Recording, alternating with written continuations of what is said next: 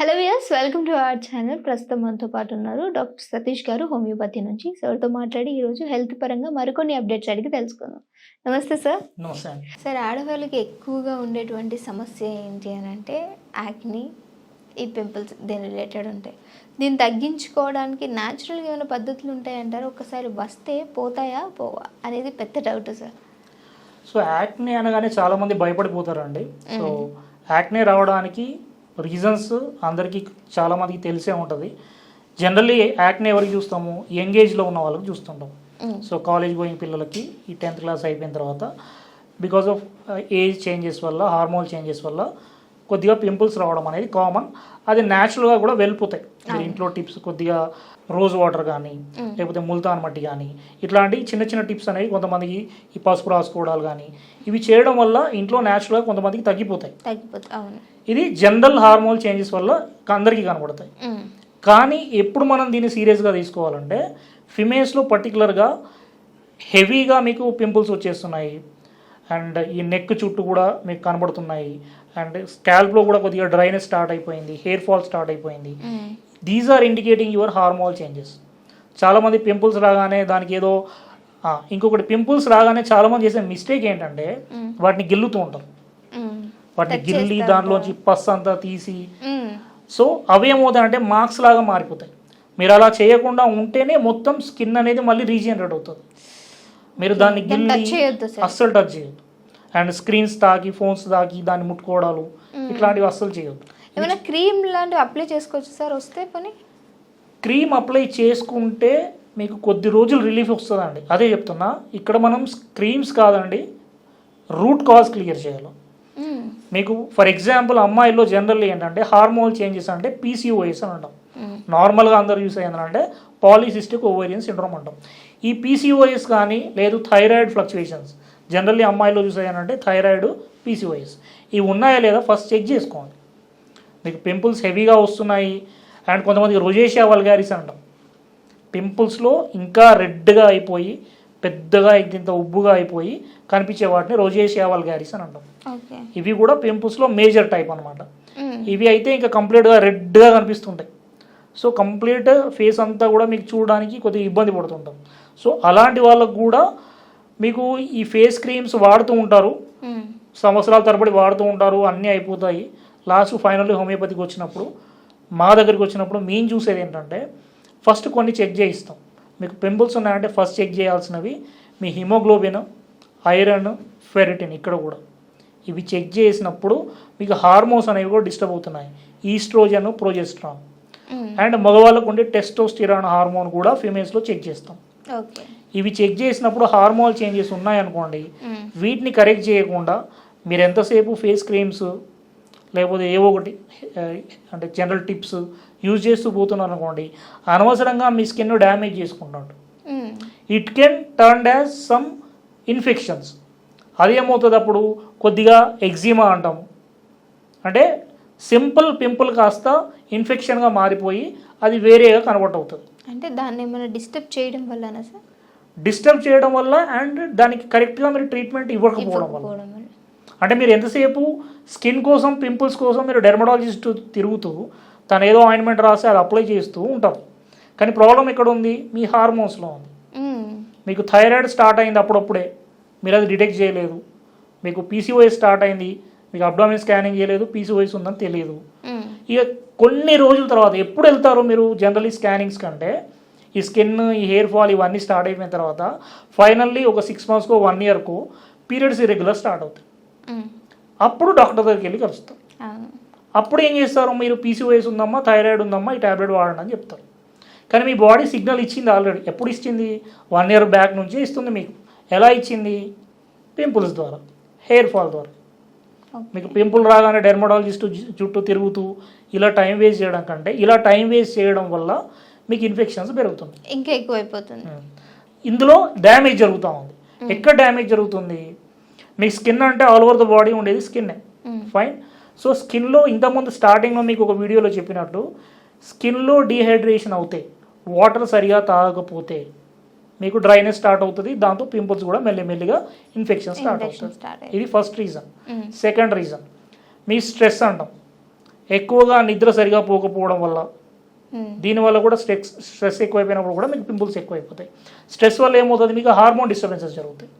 So hormones అంటే ఏంటి, ఇంతకుముందు చెప్పినట్టు estrogen, progesterone, thyroid, insulin fluctuations. మరి ఇవెందుకు వచ్చాయి?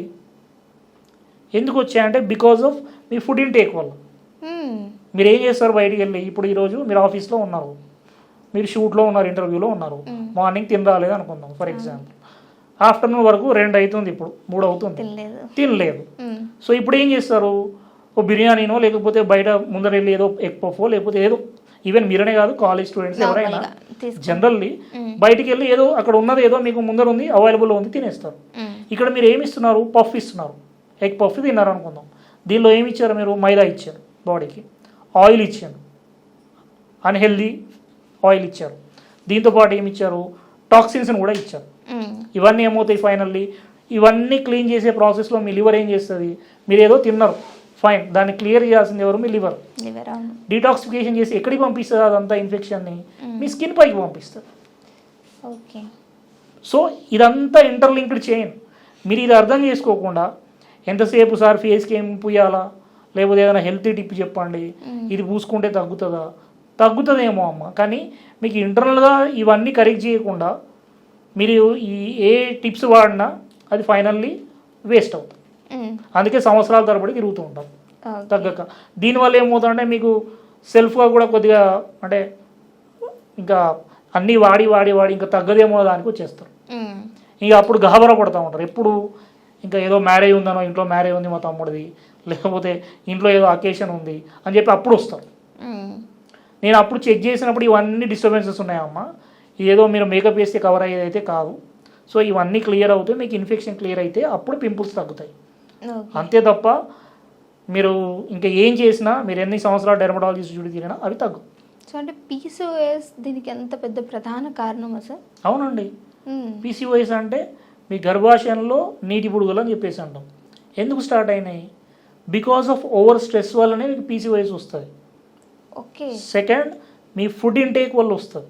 అంటే ఫస్ట్ రీజన్ మొత్తం స్ట్రెస్. మీరు నిద్ర సరిగా పోకపోతే automatically it reflects on your skin. Is a mirror అమ్మా. స్కిన్ అనేది ఒక మిర్రర్ లాగా, మీరు ఏం చేసినా స్కిన్ పైన ఫస్ట్ చూపిస్తుంది మీ బాడీ. ఓకే, చిన్న పింపుల్ వచ్చిందంటే లోపల ఏదో ప్రాబ్లం అయింది, అరే వాటర్ తక్కువైందేమో వాటర్ తాగుదాము, లేకపోతే ఏదైనా విటమిన్ తక్కువైందేమో విటమిన్ తీసుకుందాము అనుకోవాలి తప్ప ఏదైనా అప్లై చేద్దాము కాదు. So applications is temporary. So పర్మనెంట్గా మీరు చేయాల్సింది ఇవి. ఓకే. సో వాటర్ మాత్రం ఇంటేక్ అసలు మర్చిపోకూడదు. మీరు అస్సలు అంటే న్యాచురల్గా మీకు తగ్గించుకోవాలనుకుంటే ఫస్ట్ వాటర్ ఇంటేక్, తర్వాత పీసీఓఎస్ లాంటి కండిషన్స్ ఉంటే మీ డాక్టర్ని కలిసి, హోమియోపతిలో మీకు వితౌట్ సర్జరీ పీసీఓఎస్ తగ్గిన కేసెస్ చాలా ఉంటాయి మా దగ్గర. ఇలా వచ్చిన వాళ్ళకే పింపుల్ కోసం వస్తారు, మేము వాళ్ళకి టెస్ట్లన్నీ రాసిస్తే ఇన్ని టెస్ట్లా అంటాం. ఆ టెస్ట్లన్నీ ఫైనల్లీ చేయించుకొచ్చిన తర్వాత ఒక 6 టెస్టులు రాస్తే 6 టెస్టులలో డిస్టర్బెన్సెస్ ఉంటుంది. విటమిన్ D3 చూస్తేనేమో 10 ఉంటుంది, B12 చూస్తేనేమో 110, 120 ఉంటుంది. విటమిన్ సి అనేది అసలు ఇంకా మీకు అసలు విటమిన్ సి జోలికే పోరు.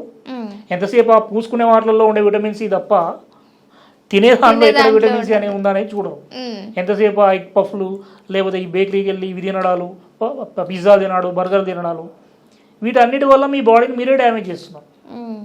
ఎప్పుడో ఒకసారి తింటే ఓకే, కానీ కంటిన్యూగా తినొద్దు అంటారు. అసలు తినొద్దు అంటే ఇప్పుడు అమ్మ మా జనరేషన్, ఇప్పుడు నాకు 40 years, నేను నా చిన్నప్పుడు అసలు నాకు ఎగ్ పఫ్ అంటే తెలియదు, పిజ్జా అంటే తెలియదు, బర్గర్ అంటే తెలియదు. ఎంతసేపు స్నాక్స్ అంటే ఇంట్లో చేసిన మురుకులో, చకినాలు ఇట్లాంటివి ఏవో ఉంటే తినేవాళ్ళు. సో అప్పుడు మాకు ఇన్ని డిసీజెస్ లేవు. మరి ఇప్పుడు ఈ జనరేషన్ వాళ్ళకి ఎందుకు ఇన్ని డిసీజెస్ వస్తున్నాయి? ఫుడ్ అవైలబిలిటీ పెరిగింది, ఆయిల్లో మంచిగా వేయించుకొని తింటున్నారు. ఒకే చికెన్ని, నాకు చిన్నప్పుడు చికెన్ అంటే ఓన్లీ చికెన్ బిర్యానీ కావచ్చు, లేకపోతే చికెన్ ఫ్రై కావచ్చు, లేకపోతే చికెన్ పులుసు కావచ్చు, ఇదే తెలిసింది నాకు. ఇప్పుడు మీరు రెస్టారెంట్కి వెళ్ళి కూర్చుంటే వాడు మెనూ ఇస్తాడు, దానిలో 200 రకాల చికెన్ అవి ఉంటాయి. ఏం చేస్తున్నాడు వాడు ఫైనల్లీ? దాన్ని అటు చేసి ఇటు చేసి, మీకు ఆయిల్లో కదా ఫైనల్లీ చేసేది. ఆ ఆయిల్ ఎక్కడ ఉంటుంది మీకు? ఇంకొకటి, పింపుల్ గురించి మాట్లాడుతున్నాం కాబట్టి ఆయిల్స్ గురించి మాట్లాడదాం. మీరు వండుకునే ఆయిల్స్ వీటిల్లో omega-6 ఫ్యాటీ యాసిడ్స్ ఉంటాయి. omega-6 ఫ్యాటీ యాసిడ్స్ ఇవన్నీ కూడా మీకు ఇన్ఫ్లామేషన్ ఎక్కువ చేస్తాయి. ఓకే, omega-3 ఫ్యాటీ యాసిడ్స్ మంచివి, omega-6 ఫ్యాటీ యాసిడ్స్ మంచివి కావు. ఓకే. ఇప్పుడు మనం మార్కెట్లో తీసుకునే ఏ వంట నూనె అయినా కానీ omega-6 ఫ్యాటీ యాసిడ్స్. మీరు ఒకసారి చెక్ చేసుకోండి గూగుల్లో, omega-6 ఫ్యాటీ యాసిడ్స్ ఏం చేస్తాయి? ఇన్ఫ్లమేషన్ పెంచుతాయి. ఇన్ఫ్లమేషన్ అంటే ఏంటి? ఇదే పింపుల్ కొద్దిగా పెరిగితే దాన్ని ఇన్ఫ్లమేషన్ అంటాం. సో అది ఇన్ఫ్లమేషన్ రావడానికి రీజన్ ఏంది? మీరు తీసుకున్న వంట నూనెలు కూడా కదా. ఓకే, మరి ఏ ఆయిల్స్ వాడుకోవాలంటారు సార్? మీకు ఆలివ్ ఆయిల్ వాడుకోవచ్చు. కేరళ వాళ్ళు ఉన్నారు, నిగనిగలు ఆడుతూ ఉంటారు, అమ్మాయిలైనా అబ్బాయిలైనా. చూడండి, వాళ్ళ స్కిన్ టోన్ నల్లగా ఉన్నా చూడడానికి చాలా హెల్తీగా స్కిన్, పర్టికులర్గా స్కిన్ ఎందుకు కనబడుతుంది మీకు? వీళ్ళు ఎక్కువగా ఏంటంటే వంట నూనెల్లో కొబ్బరి నూనె వాడతారు, ప్యూర్ కొబ్బరి నూనె.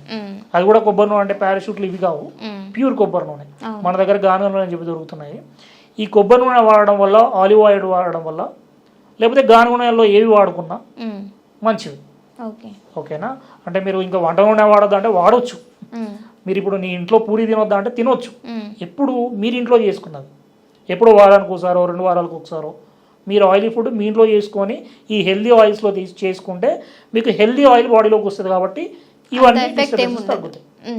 లేదనుకోండి, ఈ omega-6 ఫ్యాటీ యాసిడ్స్ వల్ల మీ ఇన్ఫ్లమేషన్, స్కిన్ పోర్స్, ఈ పిగ్మెంటేషన్ అన్నీ పెరుగుతాయి.